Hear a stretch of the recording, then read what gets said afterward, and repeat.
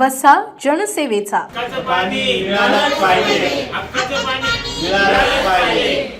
असं कसं देत नाही घेतल्याशिवाय. माळविहीर ग्रामपंचायत हद्दीतील विस्तारित क्षेत्र असलेल्या वृंदावन नगरमध्ये पाणी टंचाईचा प्रश्न चांगलाच पेटला आहे. सौ निशा अरविंद पावडे यांच्या गल्लीत गेल्या 2 महिन्यांपासून पाण्याचा सुरळीत पुरवठा होत नसल्याची गंभीर तक्रार समोर आली आहे.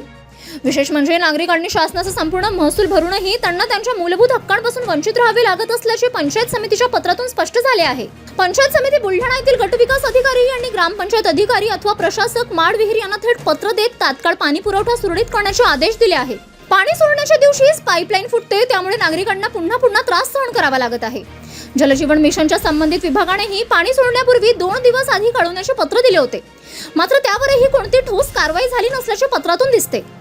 सर्वात धक्कादायक बाब म्हणजे ग्रामपंचायत सचिव आणि पाणी पुरवठा कर्मचारी यांनीच पंचायत समितीच्या दालनात ग्रामपंचायतीमार्फत सोडण्यात येणारे पाणी पिण्यायोग्य नसल्याचे सांगितल्याचा उल्लेख आहे.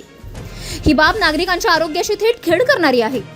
भविष्यात दूषित पाण्यामुळे नागरिकांचे आरोग्य बिघडले किंवा जीवितहानी झाली तर त्यासाठी ग्रामपंचायत प्रशासन जबाबदार राहील असा कडक इशारा देण्यात आला आहे.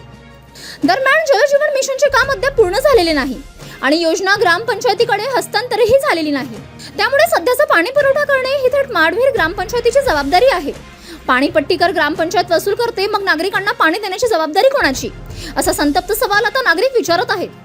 कर्तव्य नीट पार पाडण्याऐवजी जबाबदारी दुसऱ्यांवर ढकलण्याचा प्रकार सुरू असल्याचा आरोप होत आहे. आता ग्रामपंचायत जागी होणार की नागरिकांचा पाण्यासाठीचा संघर्ष आणखी तीव्र होणार याकडे सर्वांचे लक्ष लागले आहे. जितेंद्र कायस्थ, मुख्य संपादक, सिटी न्यूज.